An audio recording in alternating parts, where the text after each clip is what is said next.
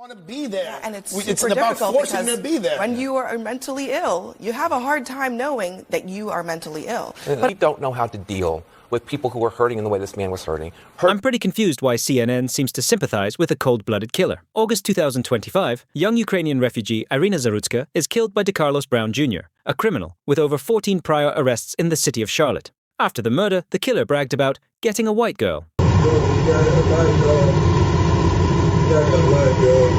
Here's how CNN sees it. It's about forcing them to be there. When you are mentally ill, you have a hard time knowing that you are mentally ill. But also, I mean, people like Charlie Kirk, they've been looking for opportunities to make this some sort of like reciprocal George Floyd situation. And that's the part that I think he's almost giving away the game. And it's sad to see a lot of people going along with it. You know, let me just say a couple of things. One is, what happened to that young woman was horrible. And it's everybody's nightmare. If you're in any public space, subway, whatever, that something bad's going to happen to you or somebody you care about. So it does strike a chord. We don't know why that man did what he did. And for Charlie Kirk to say, we know he did it because she's white, when there's no evidence of that, it's just pure race-mongering, hate-mongering. It's wrong. We don't know how to deal with people who are hurting in the way this man was hurting. Hurt people hurt people. What happened was horrible, but it becomes an opportunity for people to jump on bandwagons. And then for someone like Charlie Kirk, he should be ashamed of himself.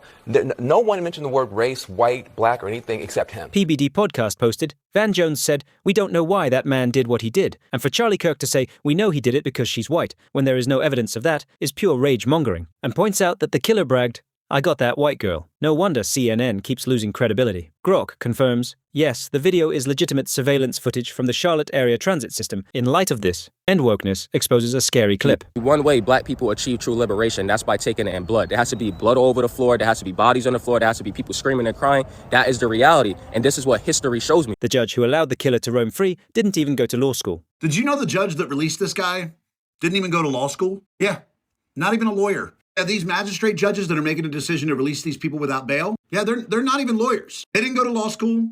They didn't pass the bar. They just got appointed to be judges. No training required. Before we continue, if you enjoy short and clear-cut videos like this one, consider giving a like and subscribing. Thank you. Aquarius Wave compares... Now I got a question for y'all. Do you guys believe that if this man right here happened to be in this light rail right there, if he was in this cart right here with this young lady, do you believe that the series of events that happened on this evening would have taken place? Now, I believe that at the very least, he would have done all he could to save the girl, right? Everything he could after she was attacked by this monster. But at the very best, this man right here, or a man just like him, would have seen this situation and acted accordingly, i.e. restrain the man until necessary, which is likely the entirety of the time until police enforcement or law enforcement comes in. So here's the thing. When you give men like this possible 15-year sentences for protecting women like this, who do you think you incentivize? And of course, when you are a DEI hired judge who lets this guy go after 14 convictions, separate arrests, mind you, who do you think gets incentivized there?